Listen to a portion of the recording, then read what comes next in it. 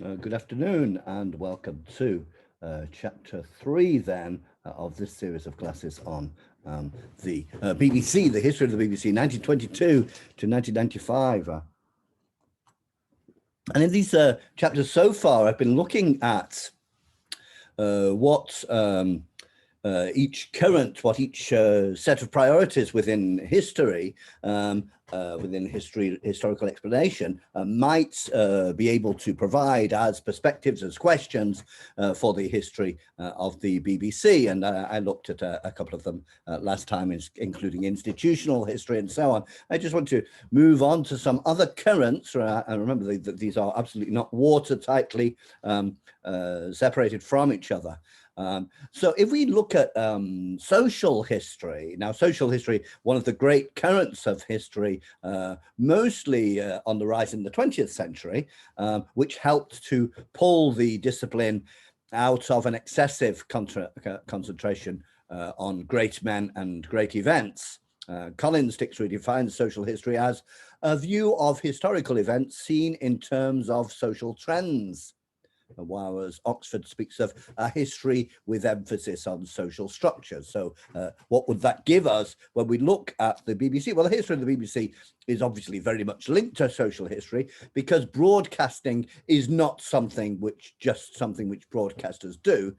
It's something which is received, used and interpreted by millions of people, alone and in groups, often in families, and their use and interpretation depends, among other things, on the social class they belong to and the rules which govern their everyday life in that respect. So here we have one of the classic books, the Social History of British Broadcasting by Paddy Scannell and David Cardiff. So what does this mean to look at the BBC from the point of view of social history? Now, Paddy Scannell had his own particular take on it, but more generally, over the 70-odd years of our period, the audiences which the BBC was addressing have changed. Their lives have changed, their attitudes have changed, no doubt more quickly than in any previous century. Houses became bigger and families smaller. There was a huge rise in geographical mobility and an intensification of urbanization. We saw more autonomy for young people, the decline of single-sex education, more ethnic diversity, much more education for the masses, less state intervention in people's personal lives, and a relative relaxation of strict distinctions between social classes in clothing and in cultural consumption. There was a gradual decline in deference and in religiosity, and a gradual rise in the importance of the individual personality and in consumer choice. The productions of the BBC reflect these changes, tell stories about these changes, and present our lives to ourselves. And they also express anxiety or satisfaction concerning these changes. And another strand of history which might be useful to us, the history of technology. Political history and social history obviously represent huge swathes of historical scholarship, but some smaller streams will also provide us with fruitful questions. The history of broadcasting then is obviously closely bound up with the history of technology. The historian will generally look at the development of technology not as a list of improvements to the machines, to be explained by reference to acoustics and electronics, but will be most interesting in what new communication, what new activity became possible when the new technologies rose up. And these sometimes involve people using technology in a manner which its inventors had not necessarily predicted. Most of us know the story of how the process of the invention of the internet webcam was helped along by a group of techies who wanted to be able to tell, without leaving their desk, whether there was coffee left in the coffee jug, without having to go down the corridor to look.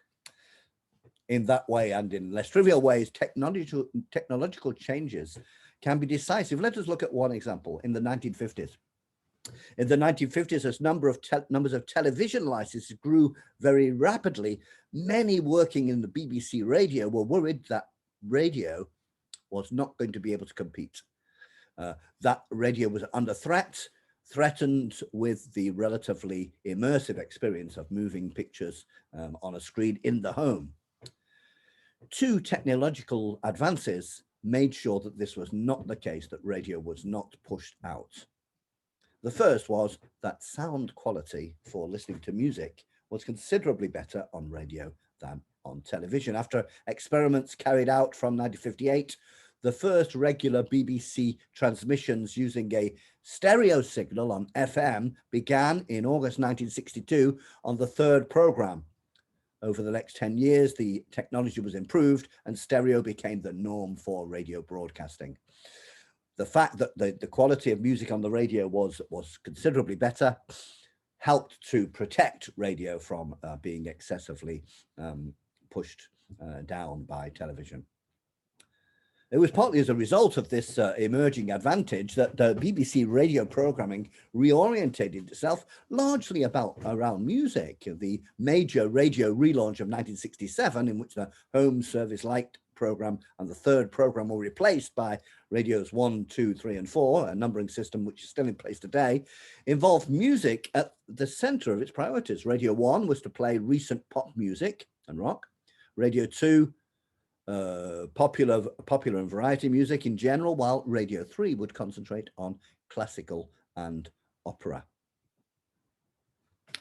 The other major technological change, which might be thought of as having saved the radio, was the transistor.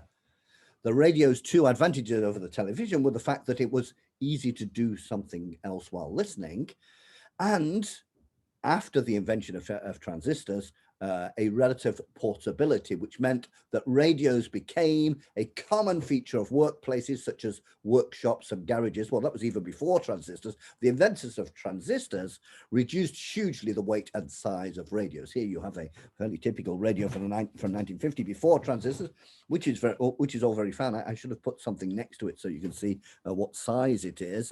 Perhaps you can guess by the size of the writing, but not highly portable. You're not going to be, well, also it doesn't work on a battery, yeah, so you're not going to be taking this on a picnic or even necessarily to work in your workshop if it's not your own place. After transistors, then here you have a 1958 Emerson model, which is the first one which was really cheap enough for mass sale.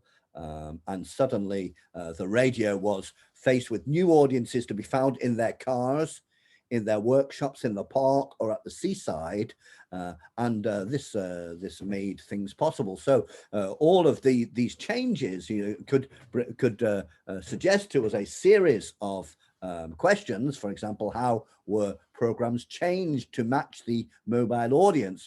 We've already looked at in the 20s and 30s, BBC management often considered that housewives were the major audience at home during the day, and how did they change when transistors came along? Another kind of historian who might give us some ideas for questions is the current of history of art. The center of BBC activity is creative production of cinematic, musical, dramatic, interactive, informative, or playful pieces, and habits of the study of the history of creativity will help us.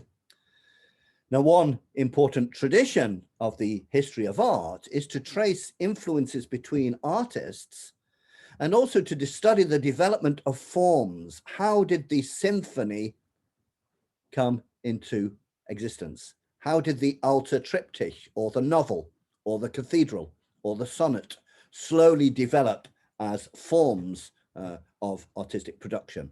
When did key changes or innovations come into effect? And this tradition of history of art can certainly provide ideas for questions to ask of BBC history. In the first years of radio broadcasting in the 20s and 30s, many forms needed to be invented. And I remember reading that the BBC used to receive large numbers of play scripts from playwrights suggested for broadcast on the BBC radio. However, the vast majority of them was written for the stage and completely inappropriate for producing on the radio. So how did the radio play come into existence and how was it developed? Talks were a very important part of early radio, and creative directors quickly realized that addressing the microphone as if you were in a public meeting was not the best option. You were talking to people who each individually was at home. And I remember this being spoken of in relation to an American president. I think it was Roosevelt, but I'm not absolutely sure. The fireside tone, that you're talking to people who are sitting by the fire. Many other forms needed to invent it. How did this happen? The interview, the disc jockey, the quiz show, the radio play, or the news bulletin, all these forms needed to be invented. For example, in the early years, all interviews were scripted and read, something which today we find very surprising when spontaneity of expression is much valued, and certainly in politics, if you can't answer straight away, then you're considered to be somewhat inferior. What was a good, yeah, the radio play. I have a lot to say about the radio play, but one of the things that they did at the beginning is that they would record the radio plays with the actors in costume as if they were really on stage and with makeup. This was about making the actors feeling as if they were working in a normal, in a traditional manner. And indeed, in the early days, some clever playwrights wrote radio plays which were to happen in the dark. I don't mean that the actors were to be in the dark, but the story involved a cut in the electricity or an underground cave where there were no lights. And so this made it easier, perhaps, for the playwright to imagine a non-visual thing. Here we have thinking of the invention of forms of the arts. Here we have the disc jockey. Here we have two disc jockeys at the above left. We have Christopher Stone, the first disc jockey on BBC Radio. This is not this is not the first time he appeared. This is later on. And at the bottom right, John Peel, legendary Radio 1 disc jockey who was well known for introducing avant-garde music, punk, glam rock, and so on.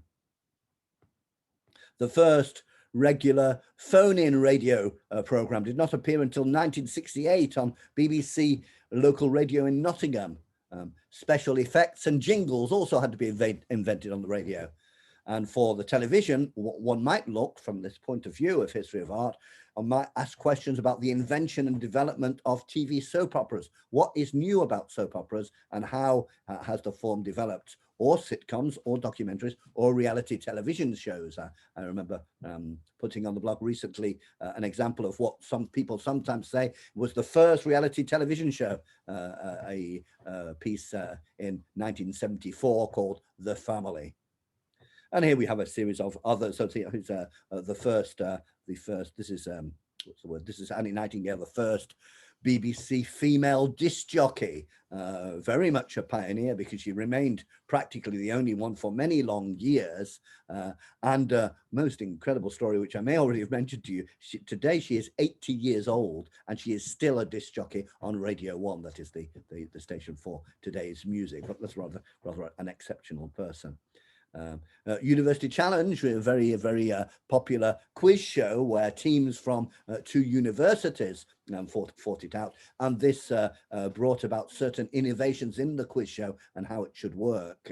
And indeed, this brought about the kind of quiz show which is rather interesting, where in fact the people watching at home know almost none of the answers. You might get an answer from time to time, and this is about putting on show a particular form of intellectualism and the fascination with it.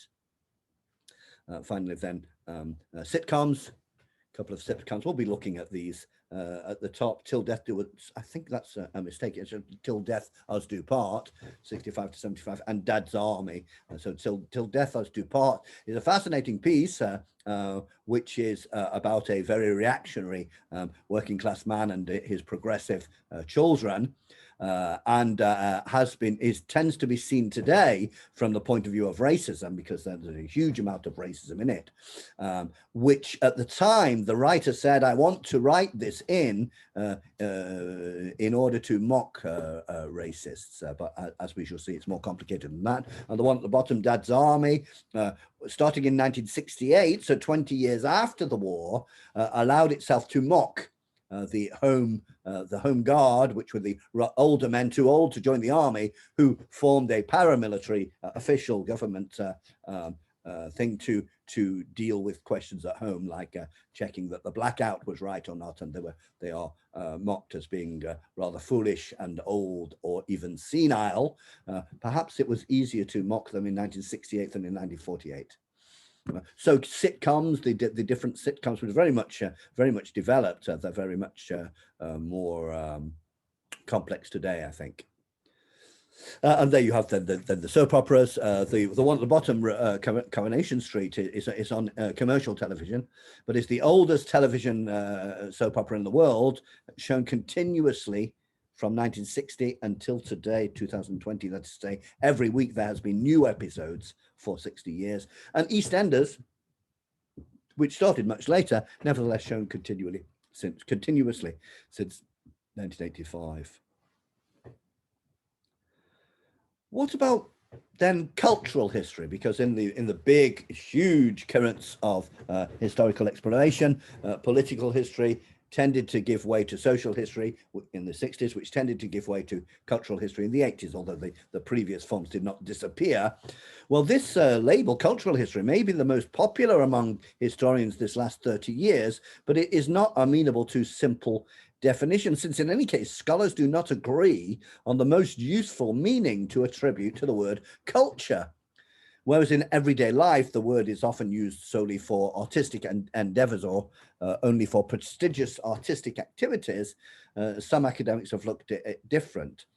Raymond Williams, and you see here his book on television, so it was inspired by Marxist ideas, and for him, the culture of a particular period includes all the forms of social organization which are taken for granted in a society: the family, the university, the factory, as well as characteristic forms of communication like broadcasting. Whereas for a cultural anthropologist like Clifford Geertz, culture is most importantly semiotic. He said that culture is simply the ensemble of stories we tell ourselves about ourselves. So it's fair to say that cultural historians can use very wide definitions of culture. Now, the main strong points of cultural history in general has been a considerable expansion of what is considered as the subject of history. And this has given rise to many studies on the history of emotions, for example. And the cultural history has also continued from social history, a focalization on history from below, and has put the spotlight on the importance of the lived experience of ordinary people. It has also made a priority of the role of the symbolic in social life, that it has wanted to study not merely what people did, but more especially what it meant to them. As one scholar expressed it, the common ground of cultural historians might be described as a concern with the symbolic and its interpretation. So here you see a history of Britain in front of the television, and notice it's marked as an intimate history of Britain in front of the television. So not a history of what the BBC and others wanted to produce, but a history of what it meant to the people in front of us, as slowly the center of the living room, which was the fire, gave way to a new center of the living room, which was the television, which all happened at the same time as the slow rise in central heating, so the armchair nation. Now, aspects of this cultural history can obviously help study the history of the BBC. One BBC producer, Hugh Weldon, liked to say the BBC is the sum of its programs, nothing more. However, watching or listening to a program does not have the same meaning in different periods. I'll say that again. Watching or listening to a program does not have the same meaning in different periods. If, for the sake of argument, we imagine a workplace canteen in which people are speaking about the previous day's programs, these discussions will be very, very different in 1955, when half the staff have a television, and in 1963, when almost everybody has a television, but only 2 channels. so you can be fairly sure that everybody knows what was on the previous night, and a popular program, a specific episode of a popular program can make a lively subject of discussion. In 1993, when half the staff might have cable or satellite or be watching video recordings, the previous night's programs might not be the focus of discussion in the same way. Another example might be the family program. A family program on the radio in 1930 is addressed to a larger family in a smaller lodging than a family program in the 1980s. In addition, ideas about what might bring consensus in a family have been completely transformed between these two dates. In the 1980s, it is expected that musical tastes will differ widely between parents and their children, which was far less the case in the 1930s.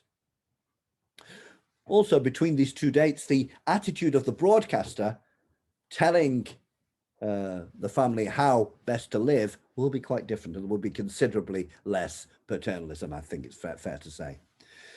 Now, an important part of cultural history, but slightly different, has been the history of representations, which seems to almost have taken the place now of the history of mentalities, which many scholars felt simplified excessively the mental landscape of any given time or place.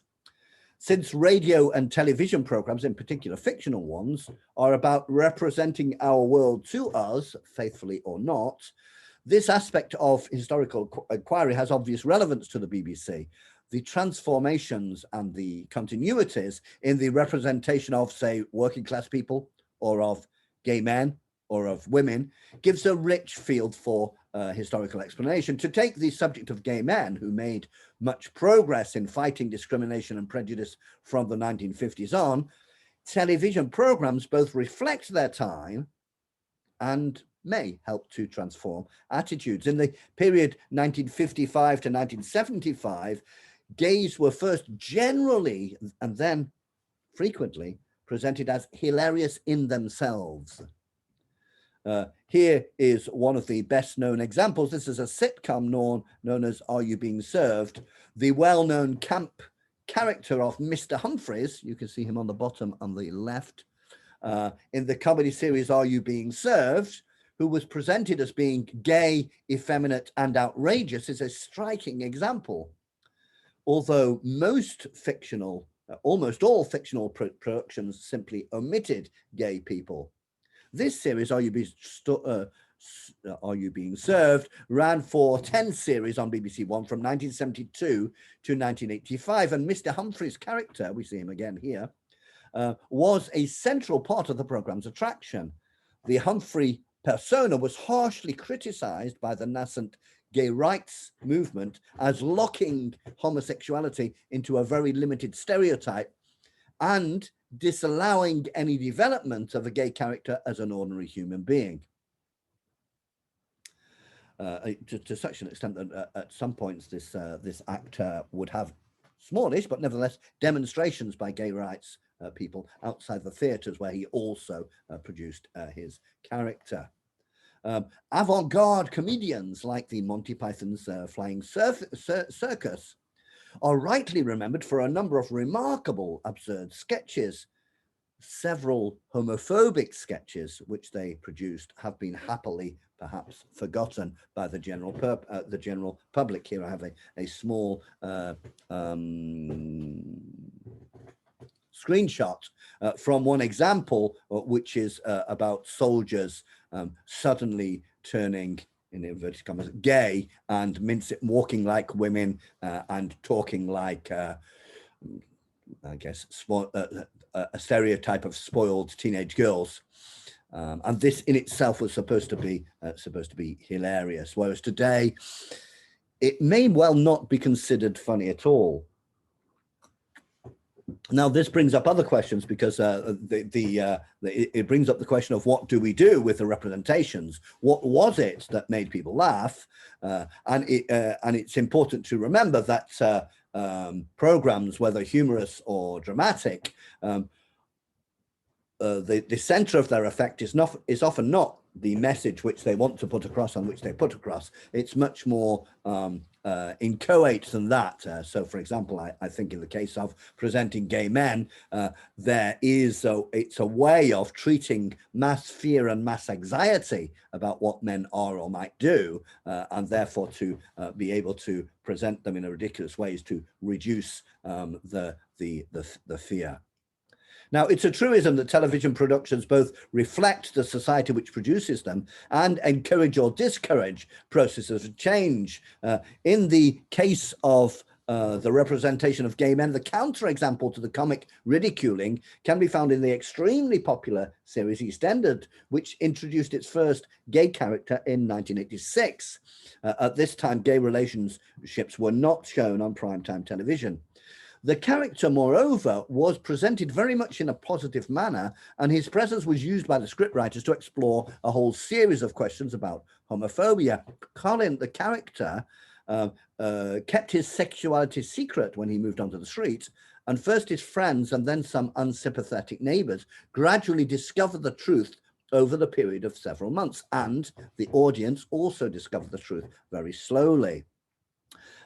Colin was a middle-class man, posher than most of them on the street, and the arrival of his younger working-class boyfriend allowed the exploration of his character and their relationship. Homophobic prejudice of violence, as well as legal discrimination at the time, became part of the story. Although difficult to measure, the political usefulness of the character in the series may well have been considerable. 17 million people were watching the episode in which the first gay kiss on primetime television, though it is, was broadcast in November 1987, and this gave rise to a large number of complaints and scandal, and in particular in the conservative press. I think that this is a particularly important example because of the power of the soap opera. The soap opera, and even more in Britain than elsewhere, is a form which talks about people like us. It's extremely everyday. It's about our people. And so to introduce gay characters in the soap opera is, in my opinion, 100 times more powerful than to introduce them, even if they might be treated quite well in a comedy sketch or a sitcom. To have a look at the representation of Black people, the key work on this is a recent book by Darrell Newton, Paving the Empire Road, BBC Television and Black Britons. And he presents a good example of the kind of questions that a history of representations approach would prioritize. Here's a short quotation from what he writes on this. Historically, what concerns did West Indian organizations in Britain express, and what suggestions were made as the BBC continued to shape programming choices in relation to race and immigration? How did the political climate of the time affect internal decisions made by BBC management when considering the subject? That is to say, for example, anti-racist movements, did they change the way that BBC management allowed people or did not allow people to produce particular programs? How could the voices of the new citizens be heard and their desires for social enhancement known? What effect does the absence of these voices have upon a historical study of BBC television? And I was talking a few months ago to the official historian of the BBC, David Hendy, who is trying to produce a history which, based on oral history, which talks about the experience of people who worked for the BBC in all their different areas. And he said that one of the problems is that they had a big archive of people who'd worked for the BBC, and it seems that they had interviewed nobody who was not white. And therefore, what part of his job is to find some of the non-white people now who worked for the BBC back then and tried to find out what specific voices do they have. In recent years, and this is the last current of historical explanation I'm going to talk about, global history has become more influential in universities across the world, both in reaction to the fact that historians in each country have massively concentrated on just their own country, and also in reaction to the fact that history has often been Eurocentric. And one of the field's priorities, the field of global history, one of their priorities is the study of a past and I quote, understood primarily as the history of entanglements, relying on the general insight that no society, nation, or civilization exists in isolation. Now, since BBC productions have been consumed around the world by millions and have been instrumental in constructing an image of Britain useful to British power, soft or otherwise, some of the perspectives of global history are clearly relevant. Concerning British colonialism, there are at least two sides to such explorations. First of all, how did the activities of the BBC abroad help colonialist and imperial projects? The naming of the BBC Empire Service when it was founded in 1932 was, of course, no accident, or even though it was renamed the Overseas Service only 6 years later, and later the World Service. Although foreign language programming was important, the focus of the World Service for decades was on white British people living in the colonies. Its foreign language programs, meanwhile, no doubt counted as soft power. And supporting colonialism while it lasted was generally a foregone conclusion for British executives. The second aspect of global history which might interest it is how were the colonies and their peoples presented to a domestic British audience? How was decolonization and its results explained and represented?